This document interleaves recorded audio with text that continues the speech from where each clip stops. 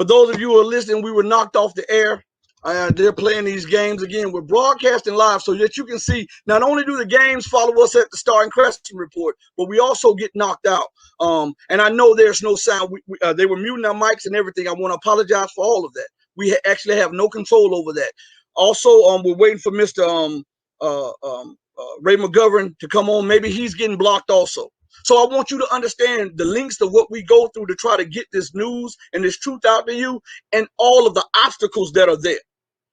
Not only did they mute my microphone, not only did they blacken my screen, but they also disconnected us completely from StreamYard, from Twitch, and from Facebook, and also clicked us off the connection point. So that you'll understand that the powers that be do not want the truth that we're bringing to you to get out to you. This is what happens on the Star and Crescent Report. The exact same things. This is what we go through. And this is why we tell you that it's imperative that you support us.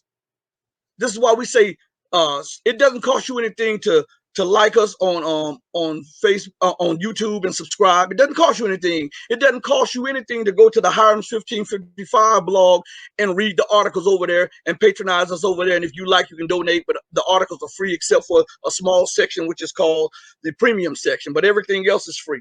Also, you can go to patreon.com/The Red Pill Diaries and subscribe. We're going to have a whole bunch of content coming up. Again, for those of you who are just joining us, we've been disconnected.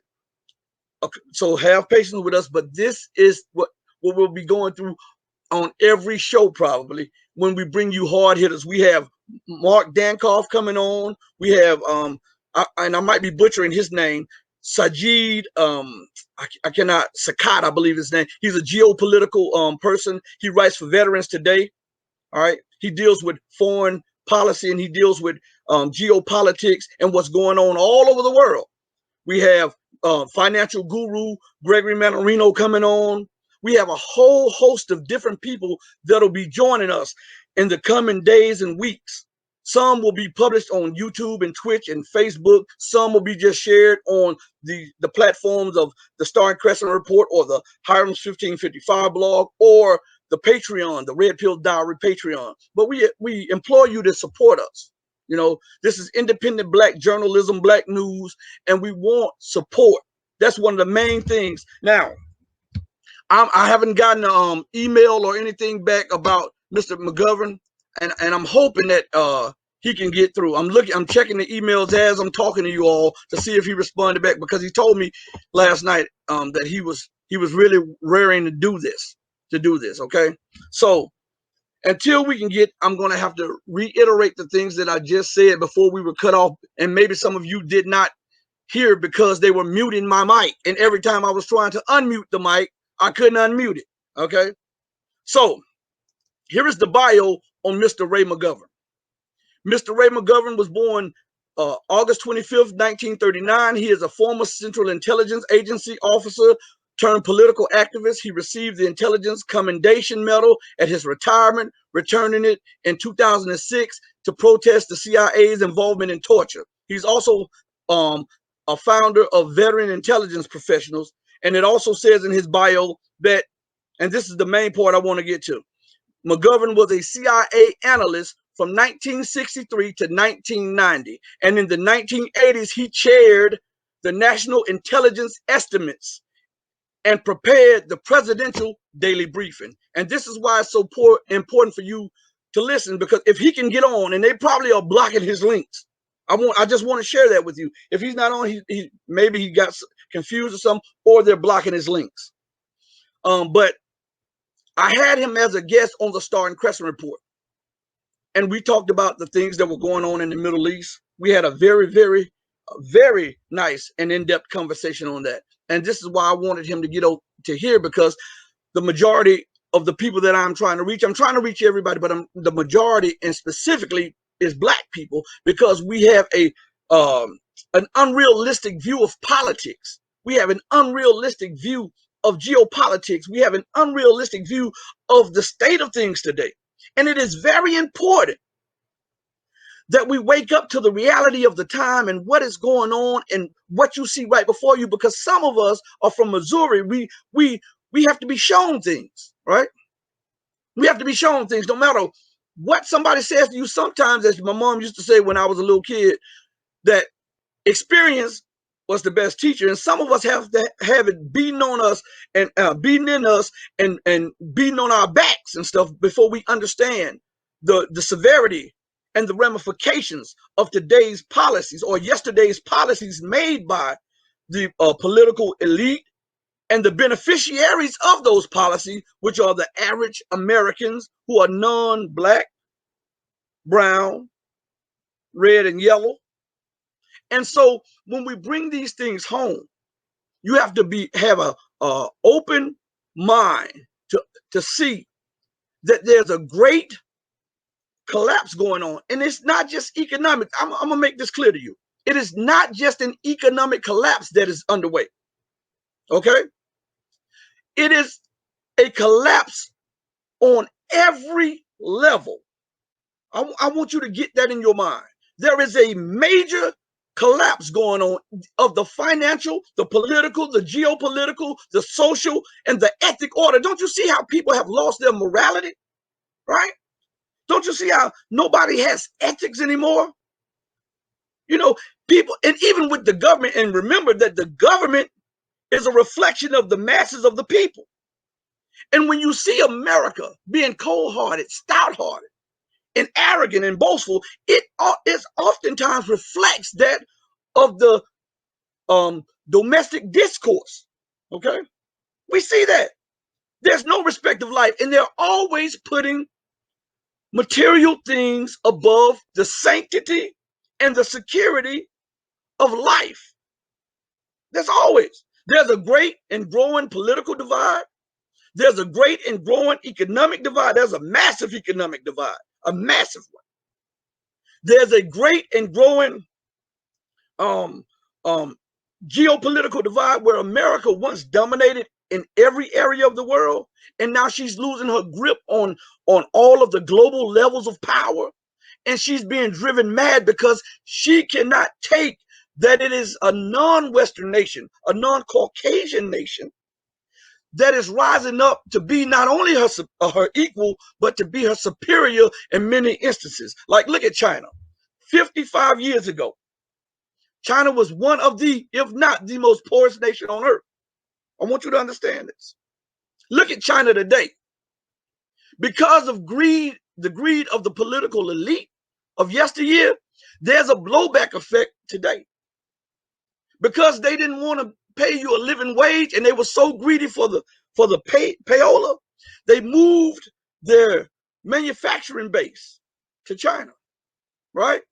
And all that you see going on today is a blowback from the policies that were implemented yesteryear, even to the dollar. You see the collapse in the US dollar?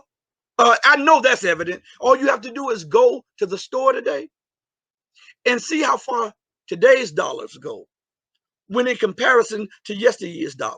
I know I'm a child of the 70s. I'm not an old cat, but I'm not a young one. And I remember growing up, we could take a quarter. I remember we would wait for my grandfather to get off work, and we would run and meet him because he would never hardly drive his car to work. And we would run down the old road to meet him, and he would give us a quarter. And we would put, if it was me and two of my cousins, and he would give us, together 75 cents to $1, we would be able to go and buy cookies, bread, sandwich meat, and we would go into our little clubhouse that we had, and we would eat. Today, you can't get that with $1. This shows you the level of inflation. And and for those of you who are not familiar with this, and I'm talking to you specifically, inflation is a tax. Some of you don't understand this. America is taxing you to put money in her pockets and to put money into the coffers of the military industrial complex, right? I want to, since we're talking about something on this level, let me try to find some. I want to show you something. I'm going to bring this up for you, so you bear with me. Hopefully, we'll get Mr. Ray McGovern on. If not, we'll shorten the show. But still, we could have good discourse, political and economic discourse, and we can have a good conversation amongst each other. Okay. So let me go to this. I want to bring something up on the screen for you. Here we are, right here. Give me a second. There we are, right there. Now, what you see on the screen here, okay, is an article that was put together on Press TV, but it's by what the views of the Chinese and what they see that is happening to America as she's losing her dominant spot. And the article is titled, U.S. trying to take world back to jungle age. This is China. Now, I'm going to read a little bit of this for you, okay, to let you get the understanding of how the world is now looking at America as she's lashing out because she's no longer the #1 economy. In purchasing power parity, America has long lost that spot. And that is the main metrics to determine who is the #1 economy. It has been the main metric for determining the #1 economy for a long time. So when we look at the position of America, and she no longer is the largest GDP when compared to purchasing power parity, meaning how much someone can get for what they spend. And when we see that China is #1, China is also the largest exporter. China is also the largest importer. China is also the largest manufacturing. China is also the largest tech giant as we speak. She's the largest lender to the world. She's the largest investor to the world. See, you got to get this understanding here. And when you get this understanding, you can see why America is demonizing China. You can see these politics being played, right? To demonize these nations that are challenging American dominance, American power. Okay, I want you to pay close attention to this. Hopefully, Mr. Ray McGovern comes on, but if not, we can have good discourse. We can talk amongst each other, even if he does not show up. And he was supposed to be here 20 minutes ago, and maybe he's running late. Maybe, but I don't put it past them being able to block his link to the show, because as you saw, they muted me, they knocked me off there, and they disconnected me. Okay, so they may be doing it to him too. All right, that's why I tell you, like us on YouTube. We just started this platform a month and a half ago, and we're having power hitters on this show already. Power hitters. We have Ray McGovern, and listen, for the audience that are listening, if he is unable to get through on today's show, we will reschedule this show again and make sure that he's able to get through, okay? Because it is very important that you hear perspectives outside of your enclosed thought process, so that you can get a better understanding of the world and where the world is headed today, okay? As I said, and also go to Patreon and sign up to the Red Pill Diaries, all one word. Even on YouTube, it's all one word, because they got other shows, Red Pill or Red Pill this, Red Pill documentaries, but this is all one word, the Red Pill Diaries, okay? But now let's go to something in this article here. And it says the title is U.S. trying to take world back to jungle age, China. And it reads like this: China has lambasted American officials as habitual liars and said the U.S. was trying to sow chaos and take the world back to the jungle age after Washington accused Beijing of subjecting women of ethnic minorities to forced abortion. Stop right there. All right? We'll stop right there. This is pot kettle action here. I want to just share this with you, because there are people now who are suing the U.S. government for the same thing, for the covert sterilization of Black people who were incarcerated and those who were in certain areas of the country, right? We see this. Now, I want to give you something, an understanding of something. I notice this about American foreign policy and American politicians. Whenever they do something, they always blame someone else. Always. They always seem to blame someone else for their intransigence, right?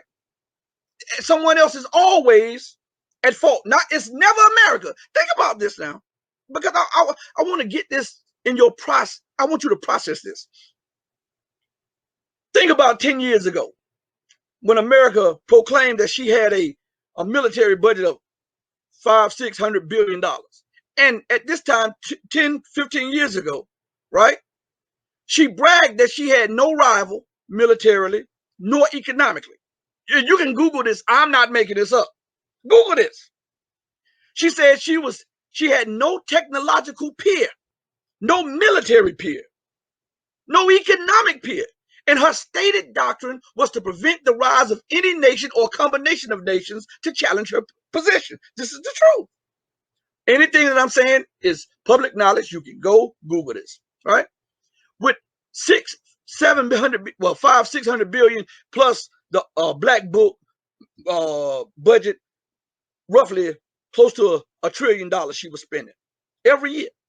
Now, I want to put something on your mind that you never thought about. If she's decades ahead of everyone else, right, and she's spending more than the next 10 to 20 nations combined on her open book budget, and she's spending more than the rest of the world combined when you add her open book budget and her closed book budget together, she is spending more on weaponry, weapons investment than all of the nations combined. Why is it never enough? Why do they always have to have more each year? Right? And then when we say the emergency spending budgets, which are a couple $100 billion every few months, right? Why is that never enough? Look at what China has been able to do with the little that she has. Right? Not only has China built up her military and her economic capabilities, but China has also gone across China alleviating poverty. You can Google this. Contrary to Western reports, China had made inroads unlike any before, and which makes me want to shine something on you. Let's go back to 11 years ago. I think it's been that long. 11 years ago? It may have been 10 years ago, 11 years ago. But at the outbreak of hostilities in Libya, right? Prior to them demonizing and overthrowing Muammar Gaddafi, the World Health Organization had issued things for Libya, and also the United Nations were about to give Muammar Gaddafi an award for the alleviation of poverty and for raising Libya from being one of the poorest countries in the world to being the wealthiest nation on the Mediterranean. They were going to get that.